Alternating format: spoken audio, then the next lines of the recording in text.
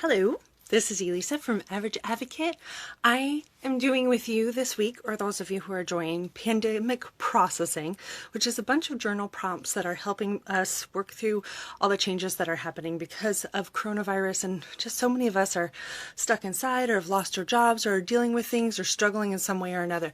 So if you haven't picked up that resource, you can go to the link in profile on my to my website and you can download that for free and it'll help you walk through it.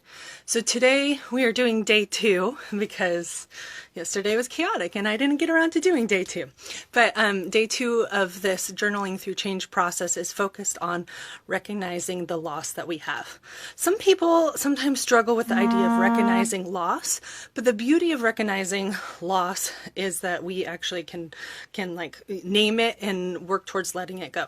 So whether you're a follower of Jesus and you read the Bible, and Lamentations is like all, the idea of grieving and lamenting is all throughout that, and so much other stuff in history, and so much grief counseling, and so much change, working through change, focuses on recognizing what you're letting go of and saying goodbye to that. So that's the point of today's exercise. It takes about 15 minutes, maybe less. It took me like an hour to do all of it. So all you have to do is download that guide and you can just look at it, take 15 minutes, hide in the bathroom if your mom, lock the door, turn on some music on your phone, and just take a few minutes to process this. So yesterday's, the first journaling prompt was number 1, which is kind of recognizing everything that has changed externally and internally, just kind of going through the gambit.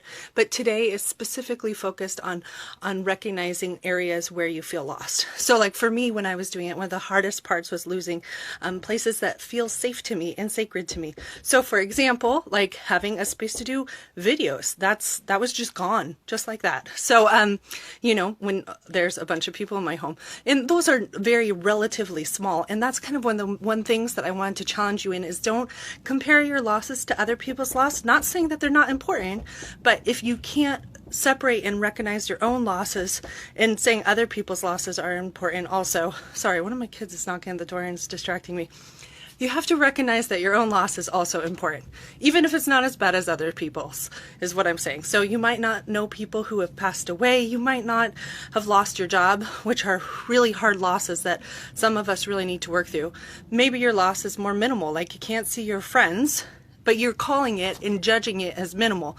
And that's what I'm encouraging you not to do, is to not let that comparison keep you from being able to still recognize that that's a change for you, and change is something that takes a little bit of time and effort to work through and to process.